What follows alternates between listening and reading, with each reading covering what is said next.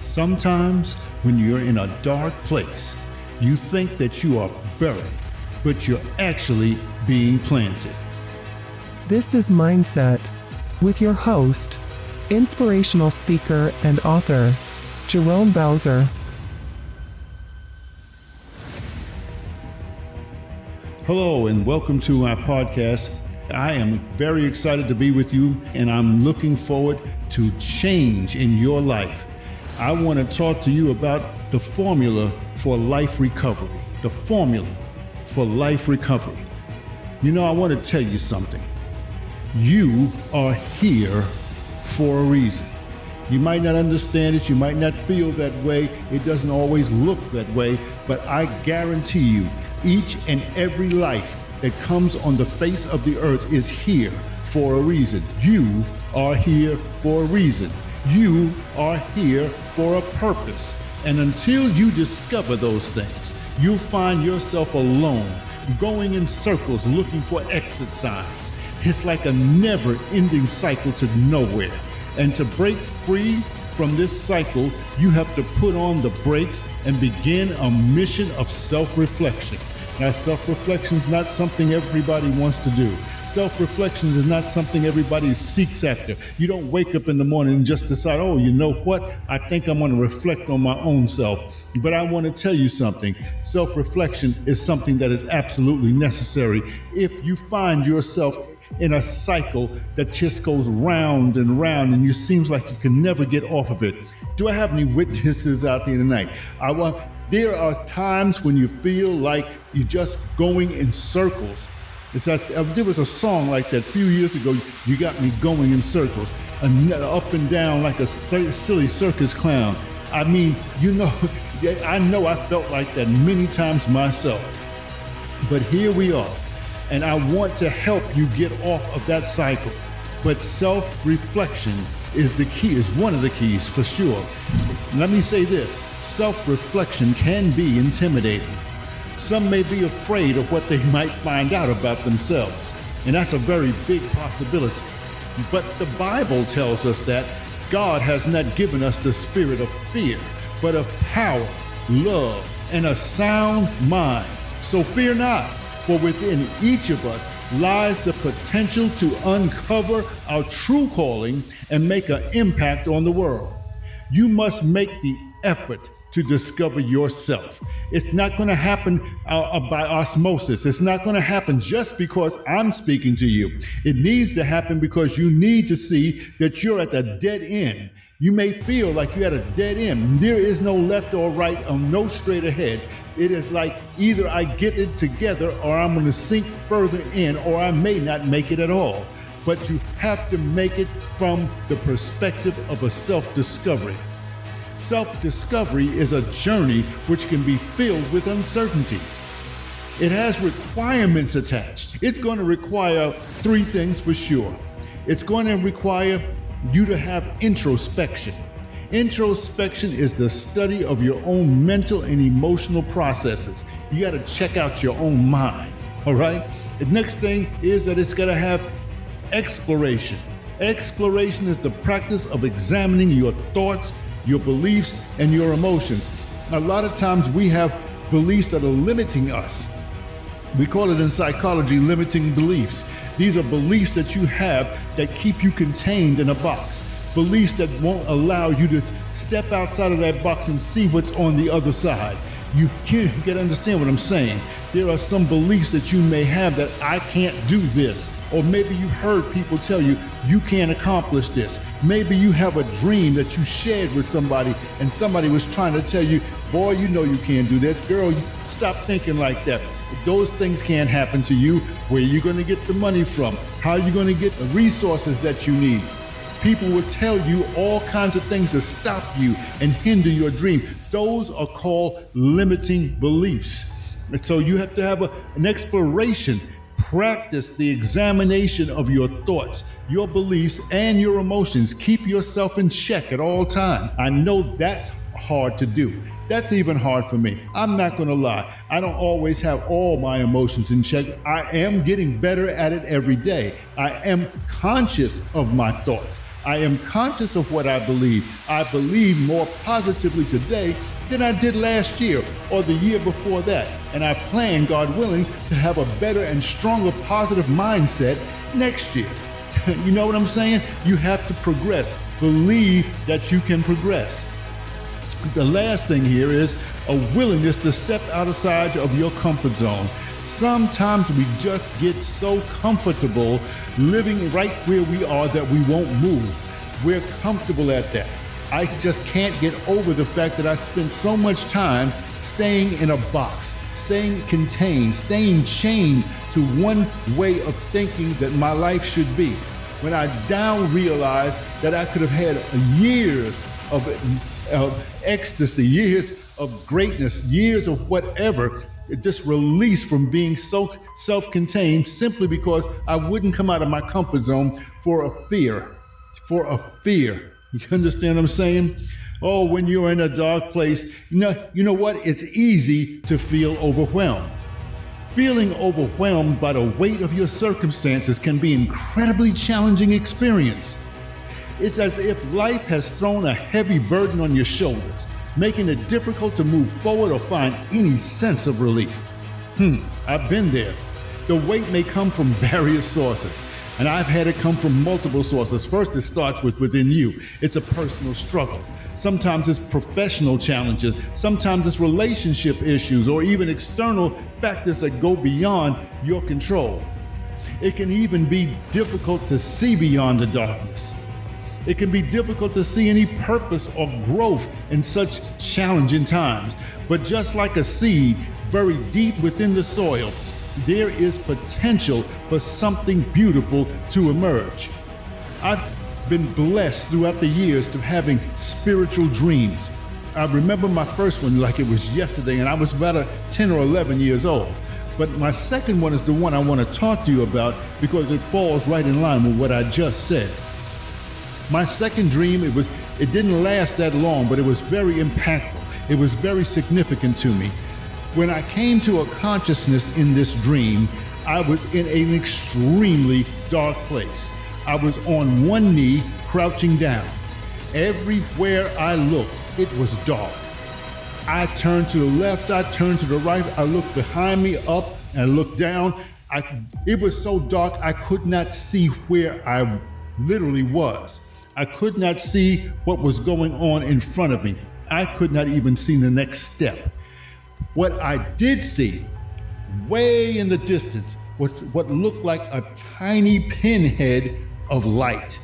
And I focused on that tiny, tiny pinhead of light. And somewhere within inside of me, I got a resilience, I got a strength, I got a courage to go and take one step at a time. And believe me, I took baby steps because I did not know if there was no other place to step in front of me. That's how dense the darkness was. And I inched my way. I don't know why I didn't get on all fours. Something just told me to stand up and walk through the darkness. I wish I had somebody to understand what I'm saying, because you may be walking in darkness right now, and I'm trying to encourage you the best way I know how through my own personal experience. And this experience had me inching step by step towards that white light. The most remarkable part about this dream is that with every step I took, the little pinhead light got wider and wider and wider and brighter. And the brighter it became, the more conscious I was of its presence and the more courage I had to take bolder steps towards that brightness. That went on till I got to a place where I literally ran into that light and I was completely bathed in the light, and I never saw that darkness anymore. That is a spiritual dream that was telling me about where I was personally, where we were all spiritually speaking, corporately, or in a space where there's just a lot of darkness and not enough light. It was something that would eventually propel me into a relationship with Jesus Christ, but it was something that I had to go through and realize. I had to understand the depth of that darkness. When you find yourselves buried in darkness, it forces you to confront your deepest fears and vulnerabilities. There's absolutely no question about that. It pushes you to question your beliefs and reassess your priorities and seek out new perspectives. You have to have that kind of drive in you. You can't stay in the darkness and have that drive. The darkness suppresses the drive. You have no inside gumption to move any forward. You could have been in my position and just stayed in that darkness. Fear would just wrap you up and you would never take another step.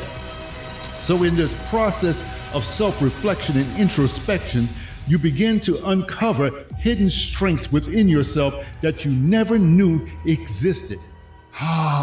Stepping outside of the boat, walking on the water, just doing something extraordinary, something that you never ever thought you would do, stepping beyond those limitations, those places where you believed you were limited, not realizing on the other side of that wall was a completely different life that was waiting for you. In moments of despair, it's important to remember that life has a way of transforming even the most difficult situations into opportunities for growth and for renewal.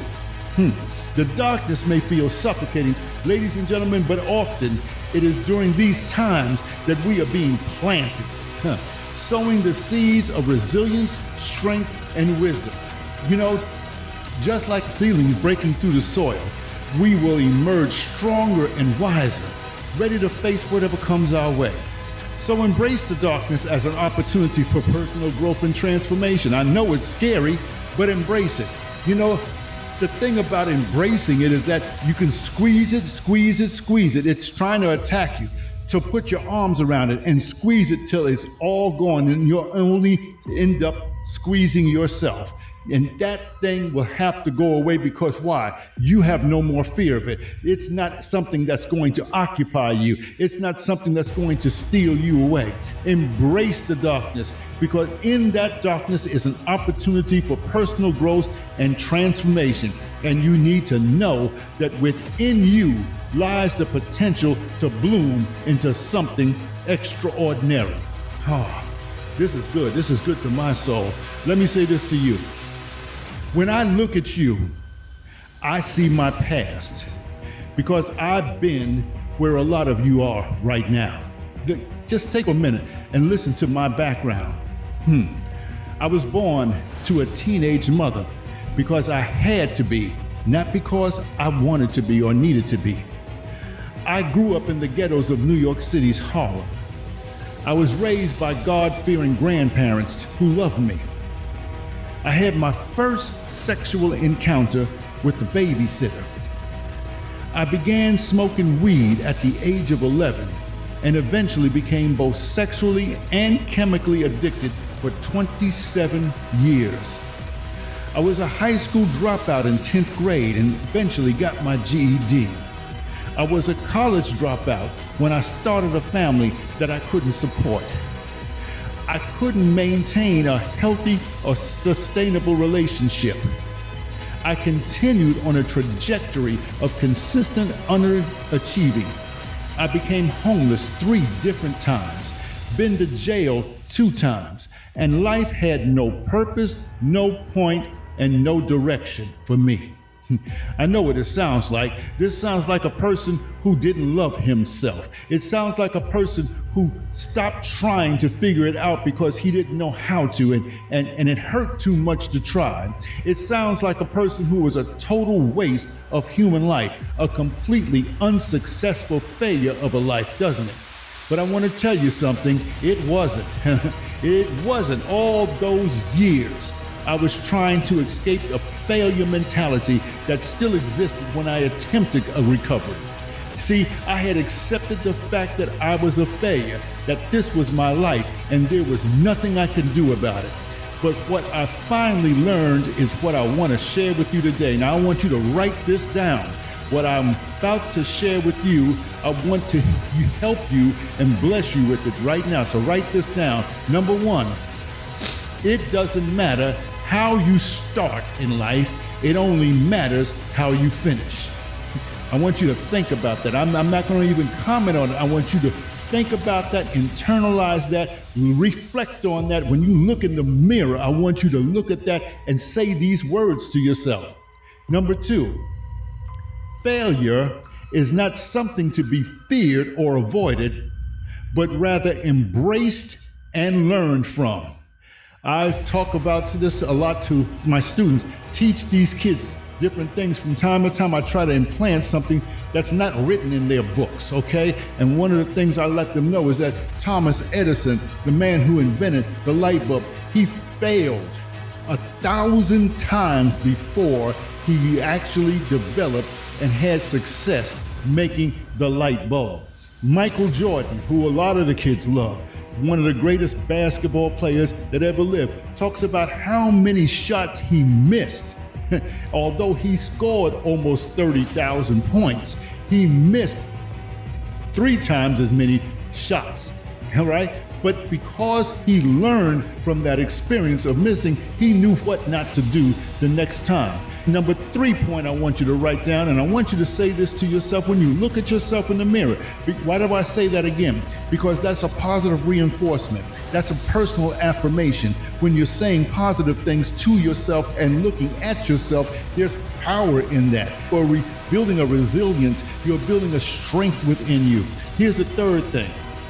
It is through failure you gain valuable insights, develop resilience, and ultimately pave the way for success.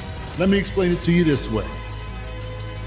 When you understand failure, you unlock a powerful tool that propels you forward on your journey towards achieving your goal.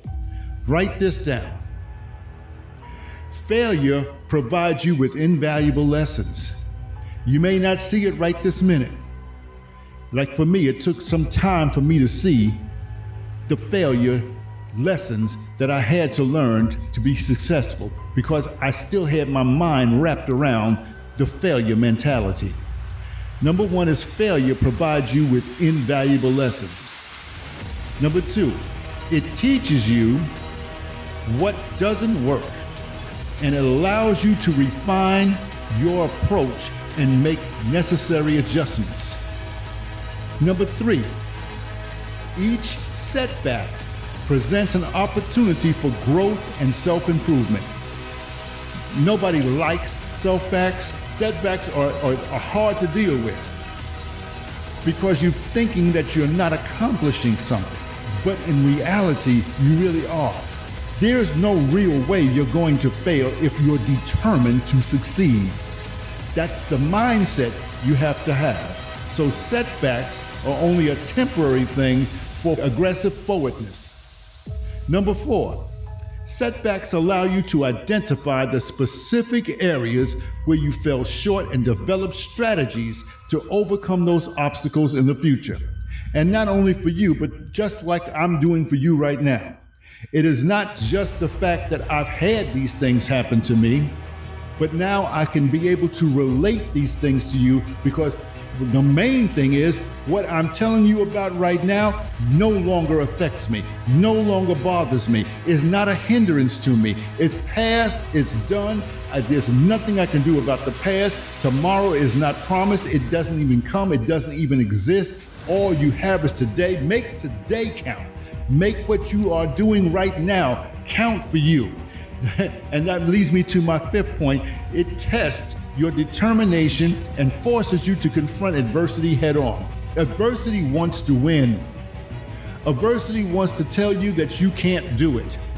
Adversity wants to tell you that you are not capable, that you are not willing, you're not strong enough, you're not smart enough, you're not intelligent enough. There are other people who can do it better. You know what? That's what adversity wants you. It pushes up against you. There's a reason why it does that. But guess what? You stand strong. After having done everything that you know to do, stand. Stand, stand, stand. And adversity can't do anything to a person who's standing their ground. I had to discover these things late in life. I had to discover that I had the power to change reality to be what I wanted to be, to become who I'm supposed to become, to take hold of my purpose and move forward into destiny. I had to learn to love, trust, and believe in myself. So when you look at me, I want you to see your future possibilities. My job, my passion, my drive, the very reason why I'm doing what I'm doing right now is to inspire you to get up, get moving, to see your dreams become a reality, to let you know that no matter what your circumstances or situations may be in life, there is a God who loves you, who stated in his word that I know the plans I have for you, plans to prosper you, plans to give you a hope and a future. I want you to realize that with all you have been through in life, one thing is extremely evident is that you are still here. So listen, learn to trust God and yourself. If you can't trust yourself, nobody else will either. Not your family, not your friends, not your neighbors, not even your girlfriend. In fact, don't nobody want somebody that don't want themselves. What happened? You lost your dream, you lost your vision, you lost your passion, you lost your goals, and now you're here trying to recapture what you lost. Let me tell you something. It all begins when you reset your mind. It all begins when you master your mind. It all begins when you start having a winning attitude in your mind. So I'm going to close here by giving you a strategy that will help get you back on track. This strategy is a 5-point strategy, and it just begins, it's really quick. And I love these strategies because it's something that I had to go through and understand myself. The strategy number 1 is self-diagnosis. Self-diagnosis is the act of identifying past negative impacting behaviors. It's a courageous and enlightening journey towards self-awareness. Know thyself. Knowing thyself requires a bold individual who dares to confront their own flaws and mistakes head on and seeks to understand the root causes behind their negative behaviors. Now, this is a process that goes beyond the surface level reflection. It's going to demand something from you. It's going to demand an unwavering commitment to exploring deep-seated emotions, experiences, and patterns of thinking. When you undertake this formidable task with the guidance of a professional, one may risk misinterpretation or superficial analysis. However, for those bold enough to drive into their own psyche with honesty and diligent self-diagnosis offers invaluable insight into personal growth and development. You will make change because you are the one who is psychoanalyzing you. You know you better than anybody else. You can't pay anybody to know you better than you know yourself. And it takes a boldness, though. It takes a strength. It takes a fortitude. You're going to have to want this. You're going to have to want to be this free. Freedom starts from within. Amen. It's going to start with this end. And boldness is required for such an introspection which embodies strength and courage in facing uncomfortable truth. You got to be truthful to your own self. And that's the only way to forge a path towards healing and redemption. So number one is a self-diagnosis. Number 2, you have to be honest about your own self. Be honest about who you are. It's the most important thing. Self-exploration is imperative that you exhibit an unwavering commitment to honesty. You got to be honest with yourself about the true essence of who you are. You have to embrace a bold approach as a catalyst for delving deep into the core of your being, unearthing truths that lie dormant within. Sometimes some pain or an event happened in your life that is so deep that you buried it, covered it up, didn't put a marker or a tombstone or a flower or anything on it because you simply don't want to know or remember that it happened. The first time I ever saw a situation like that ever happen was with my little brother. And something happened within the framework of our family, and we got split up. My brother went with my mom, I stayed with my dad, and that happened for a period of time. And then when everything got back together again, we was fine. But in the annals of what happened, my brother has no recollection of this whatsoever. Whenever I talked to him about it, his brain was wiped of it. He had no idea that happened. He cannot recall it whatsoever. It was traumatic to him. It impacted him in a way that just wiped him out. So these are things that go on. These are things that actually happen, but you have to go deep within your core being. You have to unearth. If you don't remember, you don't remember. But you got to get deep into it, who you really are. Embracing this bold attempt is something that's so bold and has delusions, but I tell you what, delusions are something that can be overcome. For only by facing unfiltered reality can you embark on a genuine journey of self-discovery. Self-discovery is the whole issue, because this action demands stepping out of the shadows of denial, shedding layers of pretense, and dismantling the walls we construct to hide our vulnerabilities. You know, a snake comes out of its skin every now and then. It'll leave it behind and it'll have a whole new persona, a new look, be a new type of snake, okay? I mean, he just comes right out. You can see where the snake's body used to be, the shell of it, but now he's someplace else, doing something else. That's what you have to do. You have to shed some of this stuff right away, all right? Number 3, identify each impacting negative you encounter. Now, this is really important. You need to identify and document the impacting negative experience that have influenced your life. This thing, when I was writing this out, when I was thinking about this is something that really, really challenged me. You see, in a world filled with constant pressure to present an idealized version of oneself, it's critical to recognize and acknowledge the adversities that shape us as individuals. Negative experiences can range from, heart-wrenching emotional turmoil to excruciating feelings of physical pain. By documenting these things, we not only validate our struggles, but we also gain a profound understanding of how they have altered the course of our lives. It takes strength and courage to confront your past traumas head on, dissect their impact on our thoughts, actions, and overall well-being. It also is a bold act for self-reflection that allows for personal growth and it allows resilience to come. So gather those painful memories, examine them intimately, for it is through understanding the darkness that we truly appreciate the light that radiates from within ourselves. Does that make sense to you? I hope it does. It made sense to me, and I'm just trying to share these things with you to help you. Number 4, make your past negatives fuel your future positives.